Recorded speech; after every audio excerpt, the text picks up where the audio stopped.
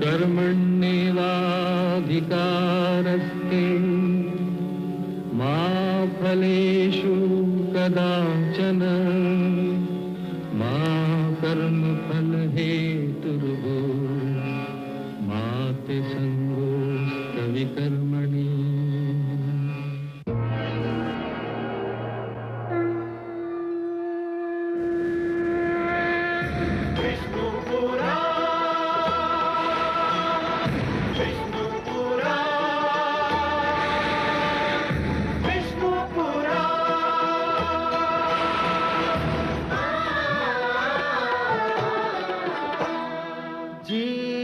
ज्ञान ब्रह्म ज्ञान अथ श्री विष्णु पुराण ओम की कथा महान जय श्री विष्णु पुराण विष्णु पुराण विष्णु पुराण विष्णु पुराण प्रगटे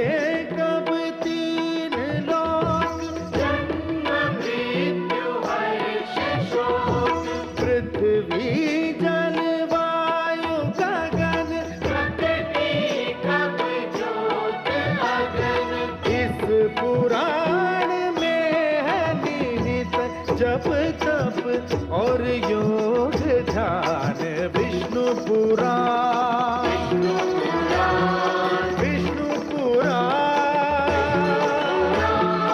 विष्णु पुराण।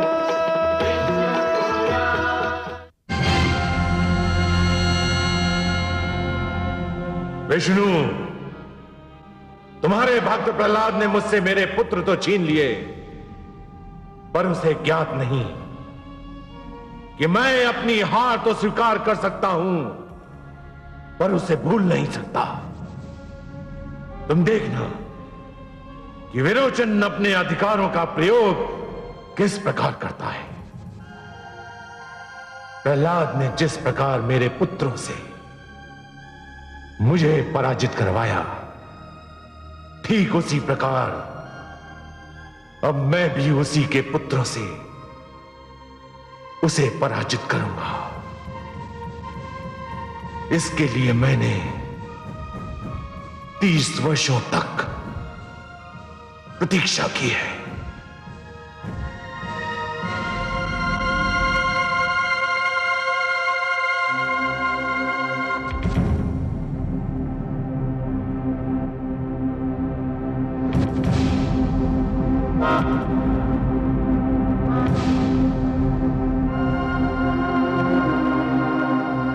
राजकुमार विरोचन सभागार में पधार रहे हैं।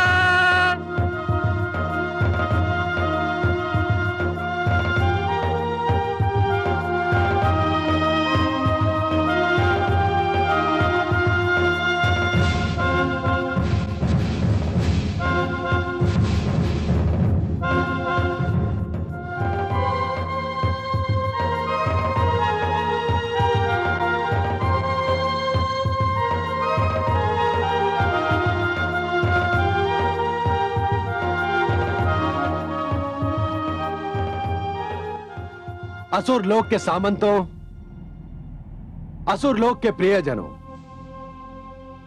जब सूर्य नहीं रहता तो प्रकृति आकाश में चंद्रमा को सजा देती है। प्रकृति ने यह नियम इसलिए बनाया है ताकि सृष्टि में सदा उजाला रहे। कुछ ऐसी ही दशा राज्य की भी होती है। राज्य में सदैव न्याय और सुव्यवस्था का उजाला बना रहना चाहिए। यदि किसी कारणवश राज्य में राजा ना हो तो भी न्याय और प्रशासन में विघ्न नहीं पड़ना चाहिए। युवराज नियुक्त करने का नियम इसी उद्देश्य से बनाया गया है। और आज वो शुभ अवसर आ ही गया है जब मैं अपने सिंहासन को एक उत्तराधिकारी और अपनी प्रजा को एक युवराज दूं। पुत्र पिता की छवि होता है, युवराज राजा की परछाई होता है। मैं आज आप सबके समक्ष आप सबको साक्षी बनाकर अपने ज्येष्ठ पुत्र विरोचन को अपने सिंहासन का उत्तराधिकारी और आपका युवराज घोषित करता हूं। युवराज विरोचन की जय! युवराज विरोचन की जय! युवराज विरोचन की जय! युवराज विरोचन की जय! युवराज विरोचन की जय! ओम रत्नै कल्पितमासनं विमजले स्नानं च दिव्याम्बरां नानारत्न विभूषितां भगवदा मोदाङ्कितं चन्दनं जाति चम्पकबिल्वपत्रचचितं पुष्पं च धूपं तथा दीपं देवदयानिधे पशुपते अलकल्पितं पूर्णां सौवर्णे मणिकण्डितरत्नचित्ते पात्रे दुतं पायसं स्वम् ॐ स्वस्ति न इन्द्रो बृहस्पतिः स्वस्ति न पूषा विश्वे देवाः स्वस्ति नस्तु। ॐ रत्ने कल्पितमासनं विमजले स्नानं च दिव्याम्बरं नानारत्नविभूषितां नर्मदा मोदाङ्कितं चन्दनं जाति चम्पकबिल्वपत्रचचितं पुष्पं च धूपं तथा दीपं देवदयानिधे पशुपते अलकल्पितं पूर्णां सौवर्णे मणिकण्डितरत्नचित्ते पात्रे दुतं पायसं सप्तं पञ्चविधि पयोदुतं रम्भाफलं पानकं शाकानायमयुज्जलम्। यशस्वी भाव।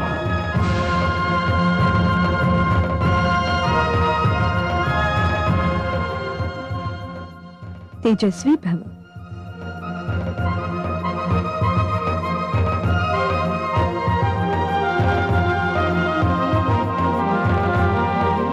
दीर्घायु भव पौत्र।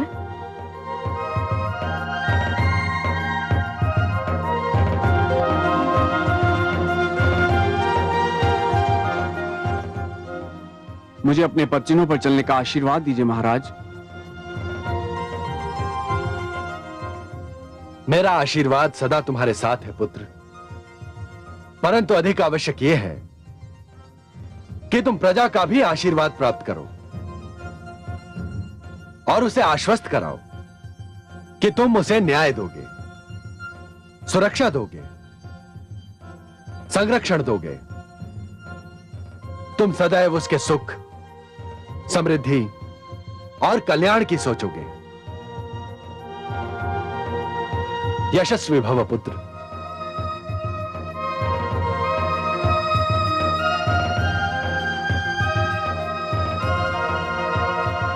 असुरलोक के प्रियजनों, मैं वचन देता हूं, मैं असुरलोक की महानता और कीर्ति बनाए रखने के लिए सदैव अपने उन अधिकारों का प्रयोग करूंगा जो मुझे युवराज होने के नाते दिए गए हैं।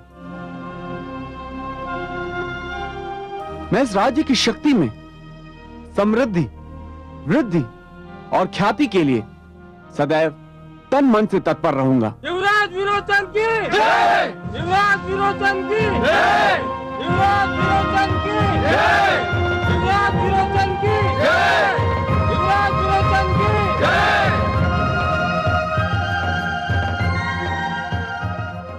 पुत्र विरोचन, मैंने तुम्हें जन्म अवश्य दिया है, किंतु तुम्हें शिक्षा गुरुदेव शुक्राचार्य ने दी है। और शिक्षा सृष्टि का महानतम धन है। तुम मेरा अंश अवश्य हो, पर ज्ञान का जो अंश तुम्हें मिला है वो गुरुदेव शुक्राचार्य से मिला है। तुम उनसे मार्गदर्शन मांगो। मैंने तुम्हें अधिकार दिए हैं, वो तुम्हें युवराज धर्म का मार्ग दर्शाएंगे।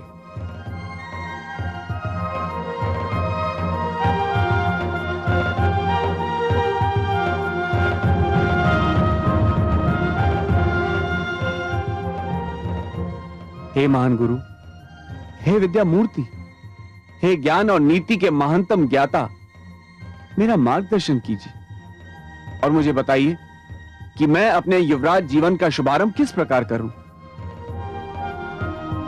प्रिय शिष्य, तुम आखेट से अपने इस नए पद का शुभारंभ करो। आखेट से?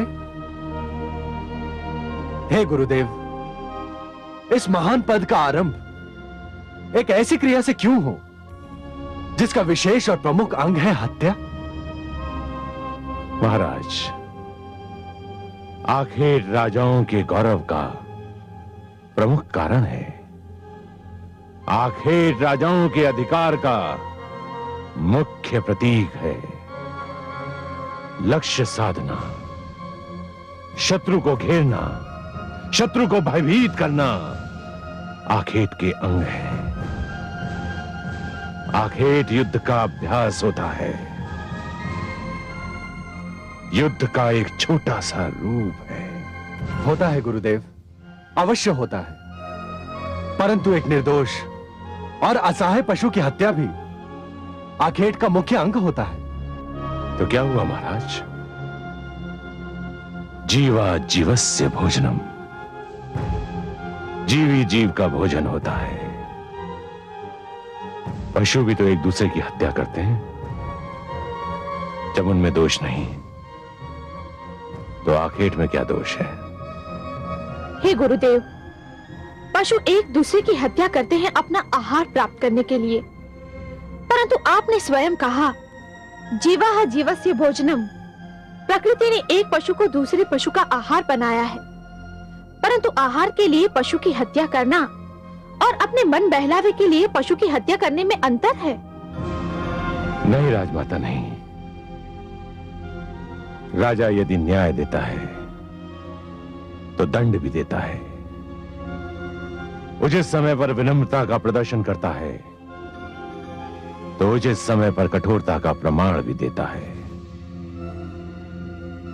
राजा में यदि प्रजापालन का गुण होना चाहिए तो एक वधिक की प्रवृत्ति भी होनी चाहिए। आखेट इसी प्रवृत्ति को जन्म देता है। गुरु की आज्ञा का पालन करना मेरा धर्म है और मैं इस आदेश का पालन अवश्य करूंगा। यशस्वी भाव। हे कमल नयन, दैत्य गुरु शुक्राचार्य ये कैसी शिक्षा दे रहे हैं? वो मेरे पौत्र को हत्या और हिंसा का मार्ग दिखा रहे हैं। महादेवी, हिंसा की प्रवृत्ति तो प्राणियों के जीवन प्रणाली में बसी हुई है। मानव समाज जब तक हिंसा से घृणा करने का गुण उत्पन्न नहीं करता, तब तक वो किसी न किसी रूप में हिंसा का प्रयोग करता रहेगा। कभी राज्य के नाम पर, कभी युद्ध के नाम पर, कभी अधिकार के नाम पर और यदि कुछ भी नहीं तो आखेट के नाम पर। महादेवी, जिस दिन मानवीय मन से स्वार्थ नाम का रोग निकल जाएगा ना, उस दिन हिंसा भी समाप्त हो जाएगी और फिर शुक्राचार्य जैसे गुरुओं की आवश्यकता भी समाप्त हो जाएगी। तो क्या पौत्र विरोचन पुत्र प्रहलाद के पदचिन्हों पर नहीं चल पाएगा? महादेवी, जिस प्रकार पहले अंकुर जन्म लेता है, फिर वही अंकुर पौधा बन जाता है, पौधा वृक्ष में परिवर्तित होता है और तब जाकर वृक्ष में फल आते हैं, उसी प्रकार सबसे पहले मन में सुंदर विचारों का जन्म होता है। फिर वही सुंदर विचार मन में भक्ति को जन्म देते हैं और तब जाकर भक्ति जीवन के सुंदर नियम उत्पन्न करती है। महादेवी, प्रहलाद ने जिस भक्ति की प्रवृत्ति को जन्म दिया है, उसे जीवन का नियम बनने में अभी देर है। आसुरी प्रवृत्तियां इतनी सरलता से पीछा नहीं छोड़ेंगी। उन्हें दूर करने में कई पीढ़ियां बीत जाएंगी। महादेवी, असुर राजवंश में हिरण्यकशिपु के अहंकार और प्रहलाद की भक्ति के बीच एक मौन युद्ध चल रहा है। अब देखना यह है कि जीत किसकी होती है, हिरण्यकशिपु के अहंकार की या प्रहलाद की भक्ति की।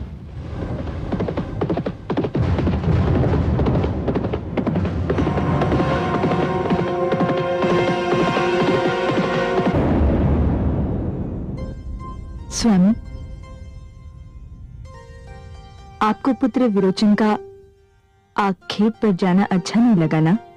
प्रश्न अच्छा या बुरा लगने का नहीं है देवी। प्रश्न यह है कि कोई महान और दायित्व वाला पद प्राप्त करने के उपरांत प्राथमिकता किस कार्य को दी जाती है। मैं जानता हूं कि युवराज आखेट भी करते हैं, किंतु राजा केवल आखेट ही तो नहीं करते, राज्य और जीवन के हर क्षेत्र में भाग लेना पड़ता है उनको। मुझे अधिक प्रसन्नता होती यदि पुत्र विरोचन किसी और क्षेत्र से अपने अधिकारों का शुभारंभ करता, पर उसने आखेट को चुना। इसका कोई बहुत अधिक खेद भी नहीं है मुझको।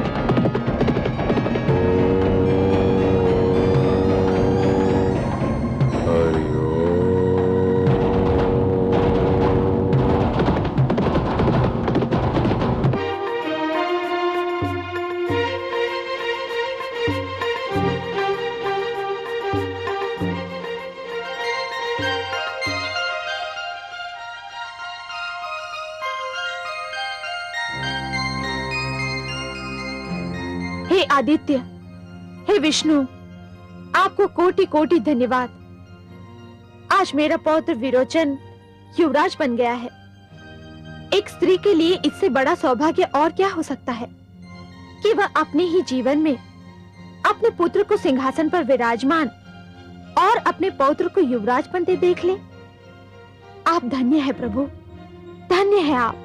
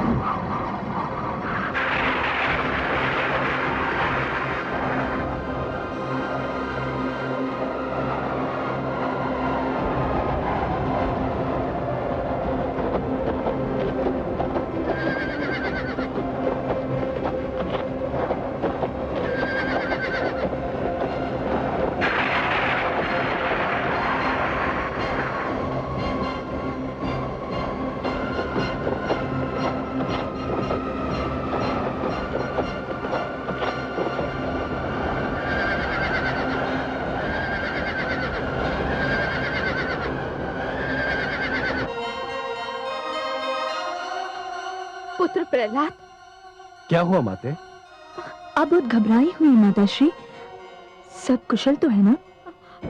पुत्र, मैं पौत्र विरोचन के युवराज बनने पर भगवान आदित्य को धन्यवाद देने गई थी और मैंने एक भयंकर आंधी को उस ओर उठते देखा जिधर पौत्र विरोचन गया हुआ है। इतनी भयंकर गरज और चमक हो रही थी कि मैं घबरा गई। तो क्या हुआ माते? नहीं पुत्र, ये हंसने की बात नहीं है। मेरा मन बड़ा व्याकुल हो रहा है। कहीं मेरा पौत्र इस आंधी पानी में गिर न जाए। हे ईश्वर! आप दोनों अकारण ही चिंतित हो रही हैं। वो वीर है, बलवान है, इन विपदाओं का सरलता से सामना कर सकता है। और फिर युवराज को तो संकटों का सामना करने का अभ्यास भी होना चाहिए। नहीं पुत्र, यह कोई साधारण झंझावात नहीं दिखाई देता। मुझे बहुत घबराहट हो रही है। स्वामी, मेरा पुत्र किसी विपदा में न पड़ जाए। हाँ पुत्र, वह अकेला गया है। तुम उसकी सुरक्षा के लिए और सहायता के लिए कुछ सैनिकों को भेज दो। नहीं माते, यह उचित ना होगा। क्यों उचित न होगा? राज्य के साधनों का राजभवन के लोगों और राजकुमारों की सुरक्षा के लिए उपयोग करना अच्छी नीति नहीं है। यह विचित्र तर्क है तुम्हारा। तनिक धीरज धरकर सोचिए तो इस तर्क में कोई विचित्रता नहीं। यदि ऐसा किया गया तो सभी सामंतगण राज्य के सुरक्षा साधनों का प्रयोग अपनी सुरक्षा के लिए करना आरंभ कर देंगे। धीरे धीरे अपने चारों ओर सशस्त्र सुरक्षा रखना गौरव और सम्मान का प्रतीक बन जाएगा। इससे एक तो राज्य के राजकोष पर बोझ पड़ेगा और दूसरा राज्य और सामान्य नागरिकों की सुरक्षा की ओर से ध्यान हट जाएगा। सुरक्षा में घिरे हुए राज कर्मचारी प्रजा से दूर होते जाएंगे। परंतु स्वामी, इसका यह अर्थ तो नहीं कि राज परिवार को असुरक्षित छोड़ दिया जाए। राजा और शासक को अपनी सुरक्षा से अधिक प्रजा की सुरक्षा पर ध्यान देना चाहिए महारानी। परंतु विरोचन केवल युवराज ही तो नहीं, हमारा पौत्र भी तो है। अवश्य है। पुत्र का संरक्षक पिता होता है। मैं एक राजा के रूप में नहीं, एक पिता के रूप में भी उसकी रक्षा करना चाहता हूं। जब से आपने आंधी की बात कही, मैं स्वयं अपने पुत्र के लिए चिंतित हूं। मैं स्वयं उसकी सहायता करूंगा, परंतु इस कार्य के लिए राजा के अधिकारों का प्रयोग नहीं करूंगा। आप चिंतित ना हो महारानी, मैं स्वयं जा रहा हूं।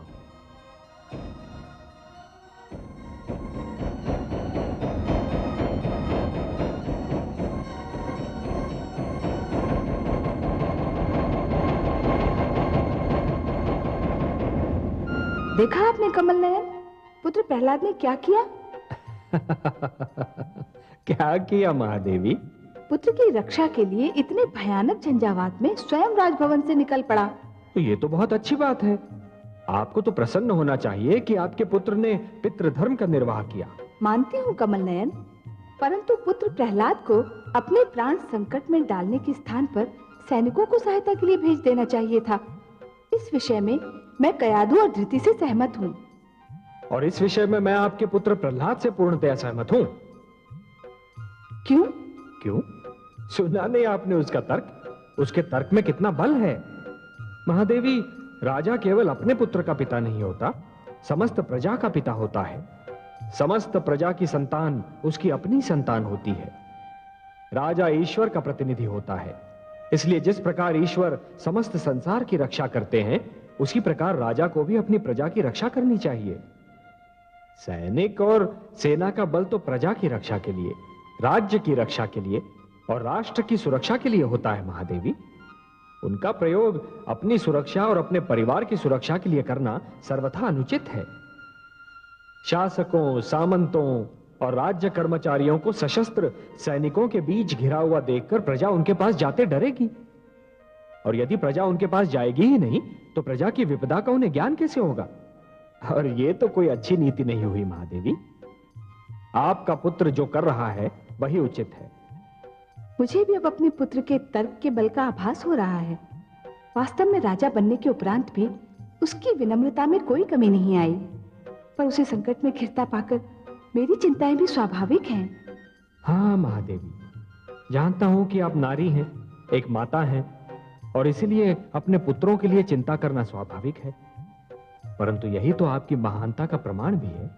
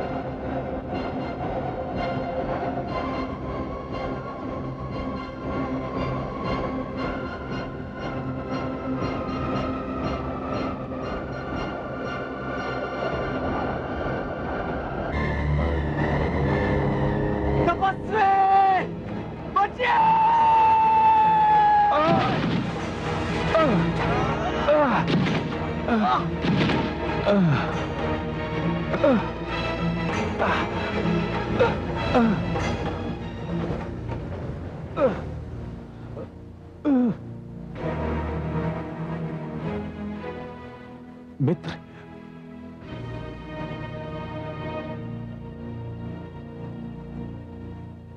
आप कौन हैं और इस घने वन में क्या कर रहे हैं? मैं ऋषि अंगिरा का पुत्र सुधन्वा हूं। पिताश्री का आदेश था कि मैं एकांत में जाकर तपस्या करूं। इसी उद्देश्य से मैं आज ही वन में आया था। परंतु आप कौन हैं? मैं असुर सम्राट प्रहलाद का पुत्र युवराज विरोचन हूं। आपकी वेशभूषा को देखकर मेरा यही अनुमान था। परंतु युवराज, आप और इस वन में?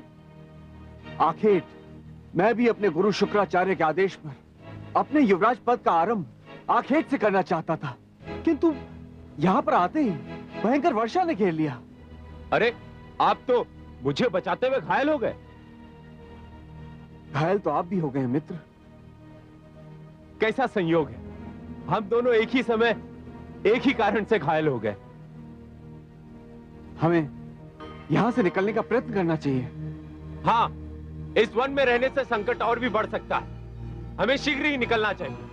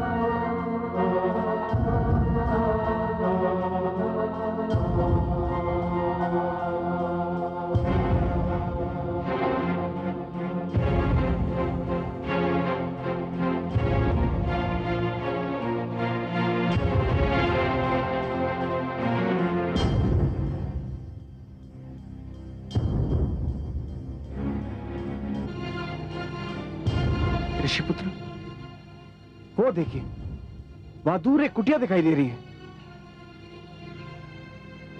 इस वन के पास कुटिया होने का अर्थ यही लगता है कि किसी ऋषि की कुटिया है। चलो युवराज, लगता है भाग्य हमारा साथ दे रहा है। चलिए।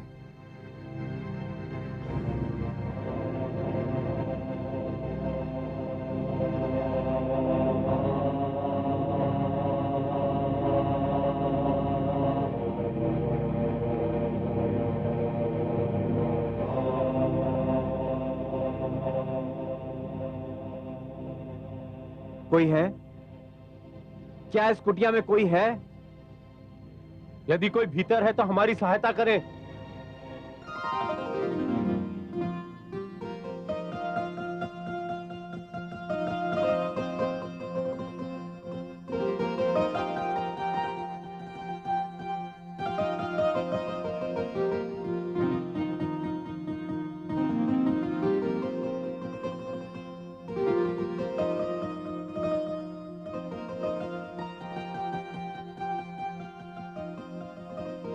अरे, आप दोनों तो बहुत घायल हैं। शीघ्र भीतर आइए, आपके घावों पर लेप लगाने की आवश्यकता है। पधारिए अतिथिगण, घबराइए मत, आइए।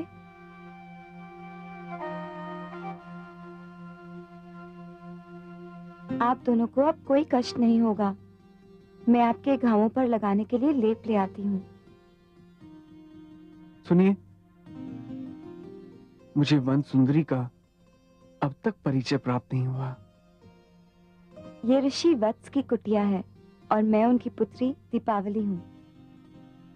दीपावली? मैं इस कुटिया से फूटने वाले प्रकाश को दूर से दीपक का प्रकाश समझ बैठा था, किंतु अब ज्ञात हुआ वो प्रकाश दीपक का नहीं था। तुम सिर से पांव तक प्रकाश ही प्रकाश हो।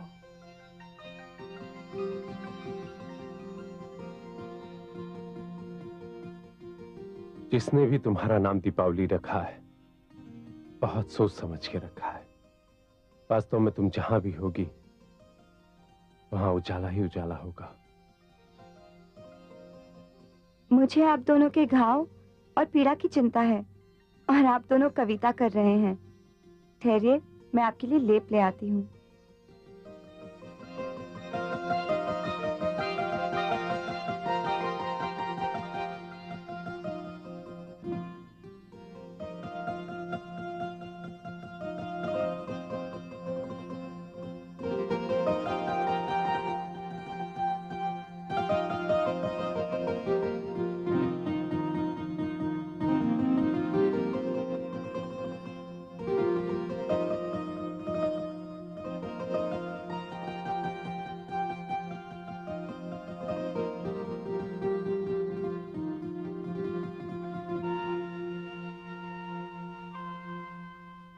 मुझे अब तक अतिथिगण का परिचय मिलने का सौभाग्य प्राप्त नहीं हुआ। बस आप दोनों को देखकर यह अनुमान अवश्य होता है कि आप में से एक राजकुमार और दूसरा ऋषि है। पर इतना जान लेना तो पर्याप्त नहीं। मैं असुर सम्राट प्रहलाद का पुत्र युवराज विरोचन हूं। मैं ऋषि अंगिरा का पुत्र सुधनवा हूं। अरे, इतने महान व्यक्ति और मेरी इस कुटिया में। मैं तो कल्पना भी नहीं कर सकती थी कि महान विष्णु भक्त और सम्राट प्रहलाद के युवराज और महान योगी ऋषि अंगिरा के सुपुत्र एक साथ मेरी इस कुटिया में पधारेंगे। मुझे तो लगता है कि चंद्रमा और सूर्य दोनों एक साथ मेरी इस कुटिया में उतर आए हैं। मैं अपने भाग्य पर जितना गर्व करूं कम है। देवी, तुम्हारे पिताश्री कहाँ गए हैं? वे वशिष्ठ आश्रम गए हैं युवराज। जब उन्हें ज्ञात होगा कि आप दोनों इस कुटिया में पधारे थे और मुझे आपकी सेवा का अवसर मिला तो वे भी बहुत प्रसन्न होंगे। पिताश्री को भी अधिक प्रसन्नता होगी जब उन्हें पता चलेगा कि मैं महान ऋषि वत्स के आश्रम हो आया हूं। परंतु आप इस कुटिया की ओर कैसे आ निकले युवराज? मैं वन में राह भटक गया था। तुम्हारी कुटिया के प्रकाश ने मेरा मार्गदर्शन किया और मेरा भाग्य मुझे यहाँ ले आया। मैंने भी दूर से जब इस कुटिया को देखा तो मुझे ऐसा लगा कि मेरे कष्ट का निवारण यहीं होगा।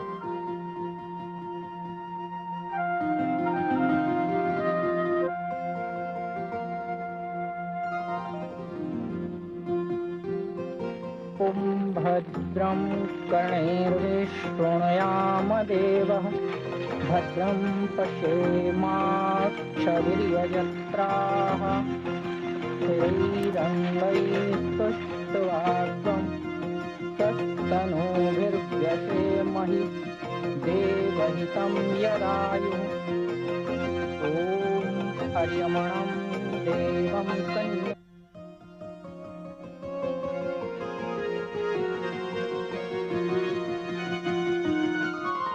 पीड़ा कम हुई युवराज? मैंने पूछा, कम हुई पीड़ा? पीड़ा? कौन सी पीड़ा? घाव की।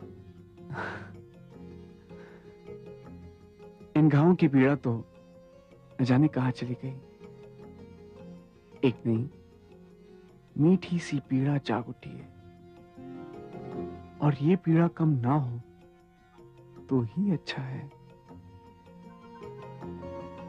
इस पीड़ा में एक विचित्र सा आनंद मिल रहा है।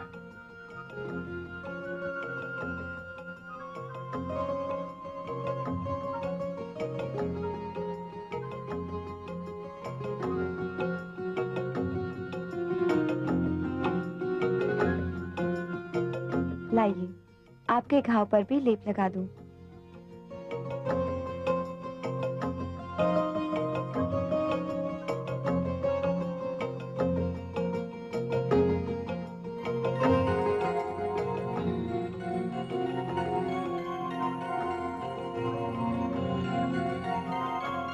आयुष्मान अस्तु मे पतिरेधन्तां ज्ञातयो मम स्वाहा। इदम् अर्यमणे चतुभ्यं संवननं तदग्निर्मन्यतामिवः स्वाहा। इदमग्नये इरन्नमः। कैसे चांद से पुत्र बधू लाया है मेरा पुत्र। हाँ दीदी, अब तो हमारे आश्रम की शोभा और भी बढ़ जाएगी।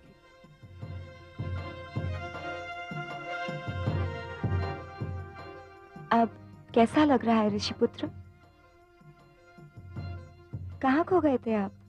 मैं पूछ रही थी अब घाव की क्या दशा है। तुम्हारे हाथों में न जाने कौन सा जादू है देवी।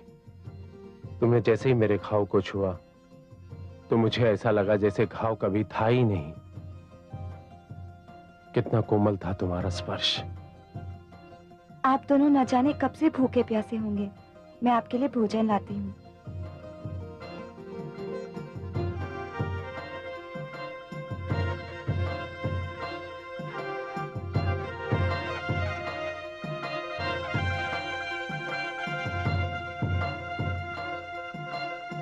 भोजन ग्रहण कीजिए अतिथिगण।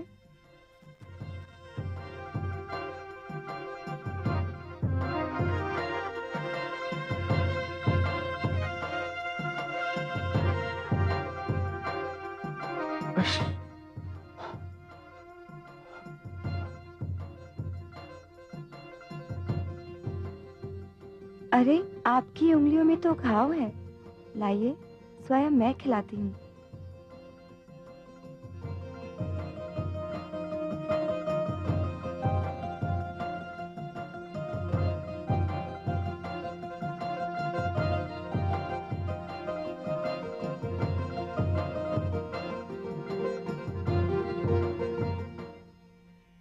आप क्यों नहीं भोजन कर रहे ऋषिपुत्र? आपकी उंगलियों पर तो घाव नहीं। यही तो मैं भी सोच रहा हूँ क्या? कि मेरी उंगलियां क्यों घायल नहीं है।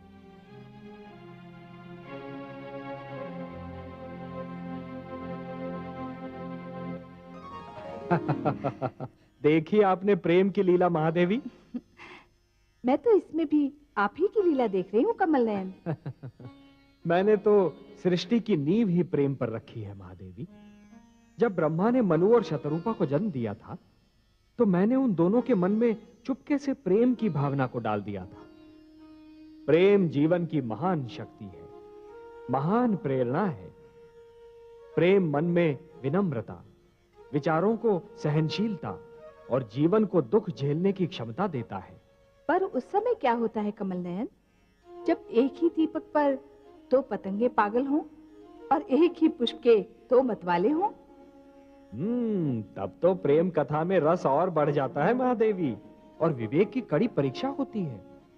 तभी तो अवसर मिलता है ये देखने का कि कौन स्वार्थी है और कौन त्याग कर सकता है, कौन प्रेम को शक्ति से जीतना चाहता है और कौन प्रेम को केवल प्रेम से जीतना चाहता है। न जाने विरोचन और सुधर्मा में से दीपावली का प्रेम कौन जीत पाता है। ये तो ब्रह्मा ही जाने। आप तो बस उनके प्रेम की सुंदर लीला को देखती रहिए। कौन चुकाए मोल अब किसकी होगी जीत। विजयी तो होगा वही जिसकी सच्ची प्रीत। अपना खो सके कर दे सब कुछ दान।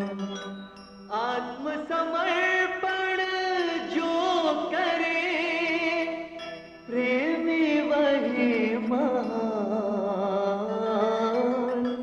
प्रेमी वही